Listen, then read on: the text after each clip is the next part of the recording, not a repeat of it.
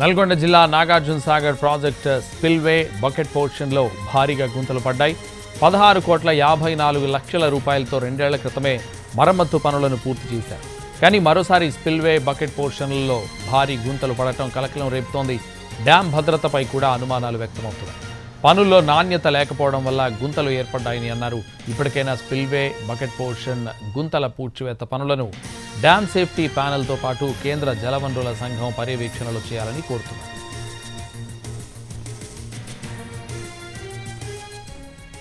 నల్గొండ జిల్లా Nagarjuna Sagar project spillway bucket పోర్షన్లో భారీగా గుంతలు పడ్డాయి. 16,54,00,000 రూపాయలతో 2 ఏళ్ల క్రితమే మరమ్మతు పనులను పూర్తి చేశారు. కానీ మరోసారి స్పిల్వే బకెట్ పోర్షన్లలో భారీ గుంతలు పడటం కలకలం రేపుతోంది. డ్యాం భద్రతపై కూడా అనుమానాలు వ్యక్తమవుతున్నాయి. పనుల్లో నాణ్యత లేకపోవడం వల్ల గుంతలు ఏర్పడ్డాయని అన్నారు.